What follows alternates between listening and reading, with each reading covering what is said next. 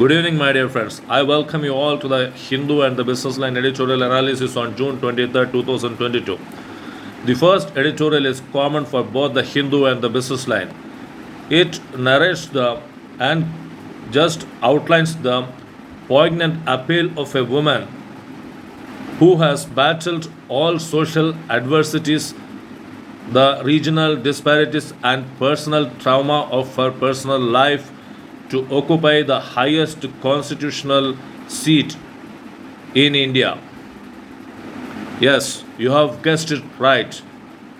Draupadi Murmu's ascension as the presidential candidate of the ruling BJP government supported by the NDA allies from Orissa and Bihar shows the all inclusiveness and the attention to the marginalized sections of the society and the politics beyond the mere optics and the consolidation of the 40 tribal seats in the Odisha's constituency is a very eye opener to the opposition.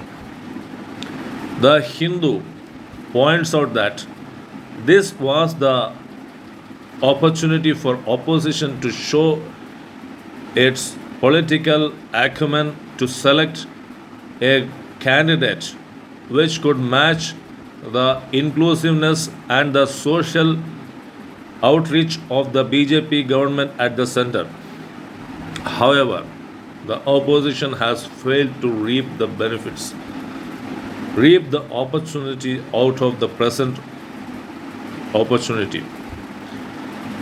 Hence, it shows the march of the central government in making its social message clear with the right selection of a candidate from the tribal community. Draupadi Murmuru is the second woman to be ascending to the highest constitutional office in India. Murmuru hails from Mayurganj in Odisha and she has been a minister and the governor Jharkhand between 2015 and 2021. India has a lower participation of 14% in the parliament for women, and in the state assemblies it is still lower at 9%. In a recent editorial article in the Hindu, I read that in 1952, 39 women MPs occupied the Indian parliament. It has come down.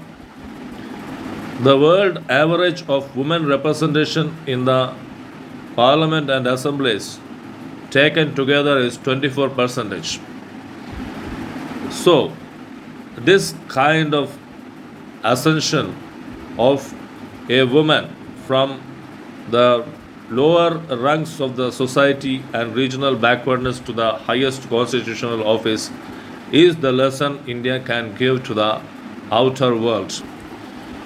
Friends, the second editorial in the Hindu is a cautious one. The BA2 and BA3 variants are just spreading all over the world. Having vaccinated 2 doses successfully and for some the third dose also, India has become very much complacent in its COVID appropriate behavior. We can rarely find the mask in the faces of people now, and the life of sanitation has gone away, and we are living in a very complacent attitude. The editorial points the studies must be made on the fatalities and the hospitalizations rather than on a larger scale, and immunization programs should be attuned to the individual choices rather than on a mass population. But what about the COVID appropriate behavior? Do we have to leave it? No. COVID appropriate behavior must continue.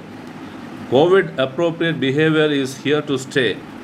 Although BA3 and BA2 variants are not going to usher in another wave of COVID, however, what is needed is that a cautious approach. There are not much fatalities and hospitalizations in this spread of present state of coronavirus. However, the numbers have reached on a national level at 13,000. The distribution of COVID affected patients is skewed across states, while some states record a very higher number and some states there is no one. So, the point of focus and the emphasis of the editorial is, let us return ourselves to the COVID appropriate behavior by sticking to the masks and the sanitation which we used to do earlier. The editorial also stresses that beyond 2.7 percentage of the test positivity rate, the test positivity is not an alarming high. Hence, the focus should not be on the number of increasing the number of tests, rather the focus should be on hospitalization and the deaths. Closer on the heels of the previous editorial, there is an editorial article by a physician on medical tourism. You have read it right. Medical tourism is about the recent Ayushman digital mission and help by India, the central government's plan to export the services of healthcare professionals to foreign countries. There is a difference between exporting vaccines produced by India and the export of healthcare professionals to foreign countries. The vaccines must be exported to other countries because there is a need for it. However, there is a very much subsidization on the issue of export of healthcare professionals for telemedicine and the digital services to outer parts of India. What this portends is that there is a dearth of 20 lakhs doctors and nurses in India. And if we go on exporting the healthcare professionals to other countries, this shows the dearth of the professionals and the nurses in our country itself is not addressed. We are following a very overconfident attitude, is what the article says.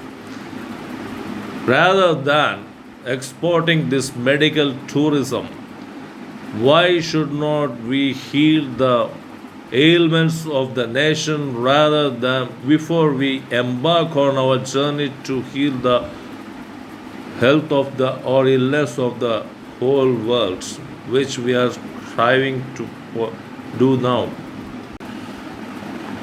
An article which gives enough space for discussing human capital, the importance of it in economic transformation, as pointed out by Arthur Schultz and William Glitz, is a eye opener on the importance of caste based education and land reforms, which is much needed for the economic transformation. The article expounds on the concepts of the Southeast Asia's development of land reforms based on the lower rungs of the society where India lacks, and we do not have adequate land reforms to address the struggles of the lower rung of the society to come up as the land owners in the coming days. The economic transformation is impossible without the transformation of human capital, and it underpins the need to bring up the lower ranks of the society. The agricultural workers who do not occupy the lands are rather not allotted lands for using the lands for their own discretion on the agricultural activities. In many states in India, still the elite occupy the agricultural lands, and from generation to generation, this land is in the hands of elite. The poor farmers or privileged castes of the society rather do not find them having the ownership of the land. The similarity is shown in education, where elite gets the higher education clear, where the lower ranks of the society or the underprivileged castes of the society are not finding themselves appropriate educational forums. The higher education is being denied to them. So, while India has produced many tech professionals, China has produced many poor agricultural workers. So they occupy a better pie of the Chinese economy. And China is better equipped with skilled laborers in manufacturing industries belonging to the lower ranks of the society. India has produced tech giants, tech professionals, and most of the professionals come from the elite form of the society, which has got its share of the higher education. Although the directive principles of state policy in the Indian Constitution states education for all, this education for all is just confined to basic levels of education and not extended to the higher education. A good article on vociferously demanding the GST compensation to states is the next line in discussion. The GST compensation, the criteria which is presently there, demands the revenue from GST, the state revenues from GST to be below 14% of the pre-GST revenue. If there is a 14% of the growth in the GST collections, the states can demand GST compensation. The editorial article goes on to explain and research on how many states are just dependent on GST. Punjab, for example, Kerala is demanding a GST compensation extension, whereas Kerala's share of compensation revenues out of the total GST collections is 5%. It is rather intriguing to know such a state is demanding the extension of the GST compensation. Many pre GST collections of many states reveal that this 14% of the growth in the tax revenues has never been attained. Therefore, the article says that it is high time to ponder on the issue of stopping the extension of the GST compensation. Why this is so?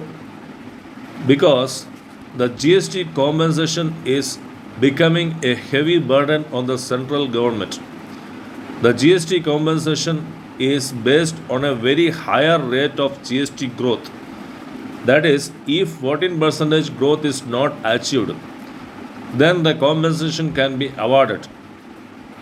The article analyzes that even before introduction of GST, the state revenue growth was well below 14%, The average in many cases was just above 8 percentage, the all India average. Only some states had the revenue growth more than 14 percentage, out of which the states are Maharashtra, Odisha, and Bihar. However, there is now a phenomenon which is seen is that many states just depend on compensation. They wait for the compensation, they borrow from the public, and they take loans also. And for developmental needs, they keep the GST revenues of their state collection. This has to stop. GST compensation cess and the GST compensation to states has to stop. The greater economic recovery post GST underlines the demand for stopping the GST compensation to states further ahead.